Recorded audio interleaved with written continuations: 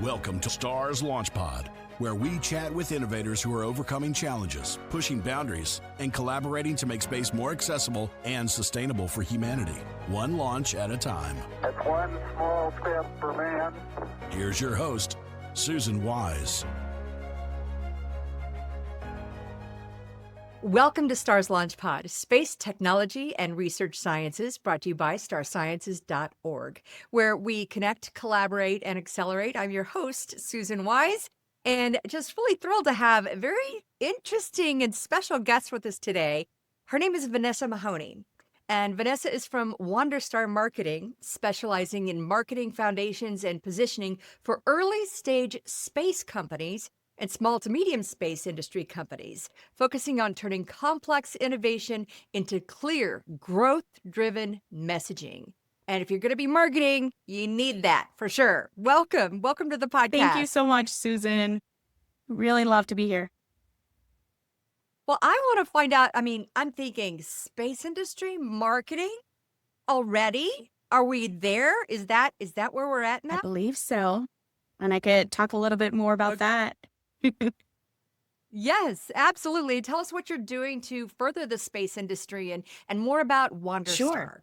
I'd like to know more So, about it. as you mentioned, I think my niche has really been the early stage space companies, specifically founders who are so brilliant at the technology, at what they do, at what they're bringing to market, but don't really have the bandwidth or the background to think about how they're going to communicate that to the outside world, whether it's investors, whether it's prospects.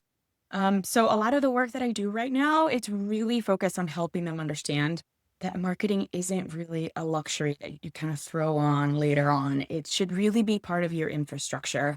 What that means is how you're showing up publicly, the consistency of your message, the trust that you build before you even reach out to schedule a call.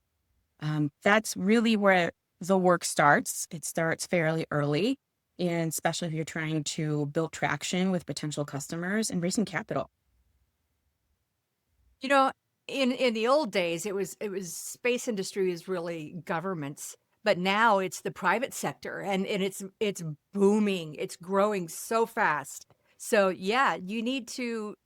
Marketing is got to be part of your It plan does. for sure. Do you work on like your digital footprint and what in what ways? Yeah, so I really do focus on the commercial side of it because, as you mentioned, in the past, in traditional space, you talk quite a bit about government and government funding a lot of this new technology before it can be commercialized. So now what you're seeing in the space industry is this push for commercialization of new technology that's space-based. It's either for space or space technologies for Earth. And my role is to help them understand how to communicate their messaging, their technology, what they do, their reason for being in a way that it can be understood by a multitude of audiences, as well as what are some of the marketing channels you should be thinking about? What are some of those digital channels you should be thinking about based on your budget, right? As you know, Right. there's conferences every day of the week in the space industry if you really wanted. So where do you focus your limited budget? And how do you stay top of mind when Right. you can't be everywhere at once? And that's the challenge and the joy, Susan. I bet. So, has the influence always been in the space industry, or do you bring knowledge and skill from other areas? So I spent 15 plus years of my career in B2B technologies. So working other sectors that also have complex technology, that also sell business to business. And I remember when I was doing the research about the space industry, how relevant would my experience be? So I started having conversations with a lot of those early stage founders. And that's really when I had a bit of the aha moment, right? So it all happened when I started having these conversations and realized the marketing challenges that they experienced aren't so different than what I had seen in other B2B industries, in particular oil and gas, where you're seeing those long sales cycles, where you're seeing deeply Yeah. technical products where you're seeing buyers who are slow to trust and slow to pull trigger on a buy, right? So I've spent most of my career in those environments. So I knew what works, what can help you build credibility and trust. And I've also found what doesn't work and have some of those scars to prove it. Just But helps then you grow, exactly right? it. Yeah. Okay, if somebody that has a company in the space industry comes to you and says, I need your help, where do I begin? I mean, what do you look at when someone comes to you? Hmm. One of the first things I look at is how developed is the product, right? That's a key one. The other one that I look at is what problem, and this is probably the biggest one. What problem are you solving that is timely for the market today? Right. So, do you Right. understand what is the bigger problem that you're solving for that B2B customer that you can really articulate for them, but also for the investors that are looking to potentially invest in your company? If it's a very technical founder and then they really go into the details, and we try to distill that into a level that is easy to understand for somebody who doesn't live it day to day. But I think that's the bigger question is it timely for going to market? All right. What is, I guess, one of your biggest challenges when you have a client like this? The pattern that I see over and over, and now that I illustrate it, you're going to see it, is what I call like the launch hype, the quiet void, and that SOS cycle. What that really describes is you have a company with a big moment, right? They just raised a Hmm. funding, so they're looking to build drum up some interest around them. They just landed a new contract, a product milestone. There's a flurry of activity. You see them at conferences talking about it. You see them on LinkedIn. You see a little bit of earned media, Hmm. and then it all goes quiet. And then there's that internal panic Yeah. And then of there's like, we oh don't, no, oh we don't have a no. pipeline. You know? So, and then hear from people in the market thinking, oh, you remember that company? They had that big announcement when they like raised their Series A, Series B. Are they still around? No one's heard of them, or I don't even know what they do. Right. So I Right. think that's the biggest challenge is helping founders understand the importance of building that credibility early. So before you Hmm. hit that wall, before you hit that void, that's the challenge in my You gotta my role. gotta have a plan. Yeah. And I think it's also very painful in particular in space because of those long sales cycles, right? We're not talking Hmm. about a 2-week buying decision. We're really at any given Hmm. moment when you think about it, maybe, and this is true for any B2B complex industry, 5% of your potential buyers are in market. The other 95 are silently observing you in the background, learning more about you on their own timeline, right? And they're doing it Hmm. quietly, and that they're trying to decide whether to trust you or not. So the Hmm. way through that, in my opinion, is consistency. Is Right. you don't have to be everywhere all at once, but you do have to show up regularly, um, so these people don't forget that you exist. Exactly. And I think about space in this private sector. There's Blue Origin. There's some names that come to mind, but I wonder what's going to make the next big thing, What's it going to take? Um, Is it going to be the marketing side of it for you, or is it going to be the science, the invention, or being able to do both, to have that and I sell it? think it's being able to do both.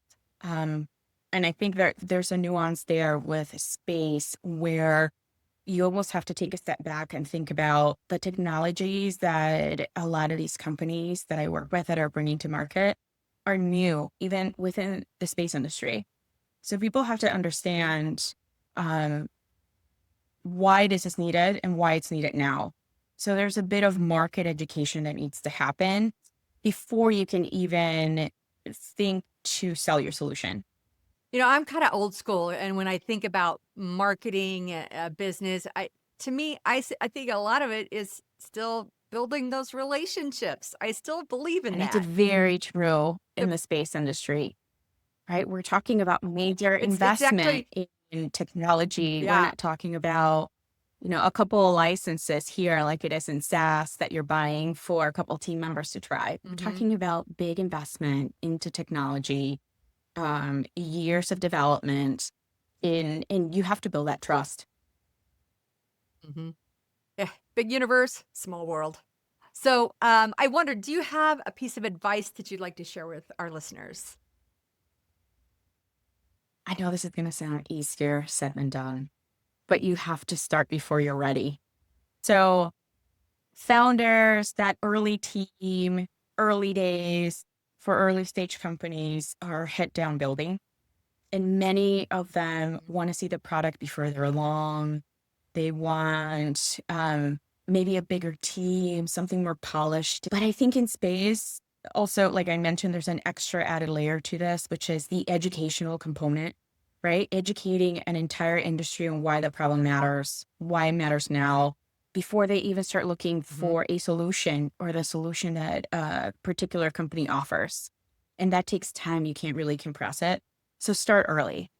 Even if you don't use a fractional marketing agency like mine that can come in and help you part-time or can help you with just strategy and can tailor it to your needs, or whether you're ready to have somebody in-house, even before all of that, there are ways to start to getting your message out there, which in those early days, you're doing a lot of founder-led sales. Have the founder, for example, share their ideas, educate on the problem on LinkedIn is a great example. The space industry is super involved, super active in that particular marketing channel. Use it, leverage it, share what the problem is that you're solving, why it's important to solve today, right? Whether it's space debris or whether it's data centers in space, whatever it may be, start talking about it. You don't need me or a marketing person in house to do that. You could really start early. And I think the companies that build real momentum start telling their stories early. They really help the market understand the problem before they ever pitch a solution. And I think that is just so key to keep that drum beating consistently, even when you think no one's listening. Oh, they're Yeah. listening. I want to know if someone was interested in seeking your advice or your help with them in their marketing, how would they go about that? They can reach out to me either on the website. LinkedIn is a great way to reach out. Also, I spent some time at conferences, so you could always see on LinkedIn where am I going to be. Happy to spend some time in person and having a chat and getting to know these companies. So that's the fun part, I think, of my job. And that's Wander, Yes, WANDER, that's right. wanderstarmarketing.com. That's right. Mhm. Okay. And I also want to ask you before we wrap up here, Vanessa, do you have a passion project that you'd like to share? Either past or present, something you'd like to mention? There's one, and it's something that was a lot of fun, and I learned a ton, and that was last year. I ran a limited virtual event series. It was three-parter, and it was called The Next Orbit: Fund, Build, and Scale. And it came about, the whole idea was to bring together experts that early stage companies really have to get to know or need access to help with funding, to help with business development, marketing, and operation, and create a space where founders could really get a real sense of direction, practical guidance, as well as inspiration. So it all Mhm. started as a conversation with a friend who's in business development, and he worked in the Australian space ecosystem, moves to Europe, works for a launch company there. And we were having a coffee chat, and we thought, all of these ideas that we're talking about, how great would it be? These are real pieces of advice that a founder could use, right? And he kind of joked around and said, "Oh, we should do something about it." So that's how an idea that came together through having a couple cups of coffee and a couple of laughs, I guess. It was a lot of fun. So we put together a venture capital expert that talked about what are the things you have to think about when raising your Series A. And it was live, so people could ask questions, and the expert could answer them in real time. And at the end of the conversation, here's a checklist of all the things that we talked about that you should keep track of. So imagine getting that kind of advice in an hour's time, and you don't really have to go anywhere. For the business development and sales marketing one, it was me and my friend who was at a European company. Mm-hmm. What better way to talk about the importance of marketing and sales alignment than to do this together? I love this. I think you should do that again. Let's make it a quarterly goal. There you go. I loved the ability. I think we should always keep learning, just as humans in general. And so it was a great opportunity for me to step out of my marketing box and really sit in the shoes of founders and see what they're dealing with, right? They have to deal with funding. These are the things that they're going to be asking, the type of advice they could potentially be getting, hearing from marketing. Everyone I talk to on LaunchPod, that is their number one issue. That's like their biggest challenge is funding. How do I get funding? I have this idea. I have this, I'm going to, I've created this amazing thing. And now how do I get the funding for it? It's always a challenge. I know. You know what? I should put him back up on my website. I had the recordings and the takeaways. So we had for the funding one, a checklist for raising your Series A. For the sales and marketing one, we had a playbook. What are the things you have to think about for sales, marketing, business development? And by the way, we can give you a playbook that you could use it as a guide as you start implementation within your own organization. And then the last one was scale. So what are some of the processes that you should be thinking about when you're looking to scale your own organization? And so we had an expert come and talk about that, and also have a handout that is tactical. So you have a chance to ask questions live, learn, and go and execute with some guidance. I love it. Well, I hope you do put it back up on your website, because it's a wealth of information there, and you are a wealth of information. And I love what you're doing and about helping the space industry grow and help, because, I feel like we're starting over again, and we've got, a lot of new stuff happening, and things are happening kind of fast. And I think there's a lot of people that will need guidance in this area. And I'm so glad you're here. And I'm glad to be here. I've had the opportunity to work with some really great founders and learn about not just the technology, but the passion behind it.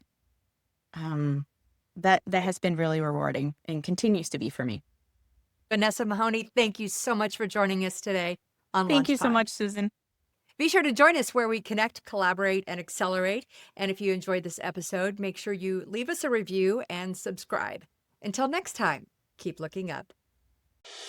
Don't miss an episode. Subscribe on your favorite streaming platform. Watch us on YouTube and follow us on social media. Stars LaunchPod, propelling us forward, one launch at a time.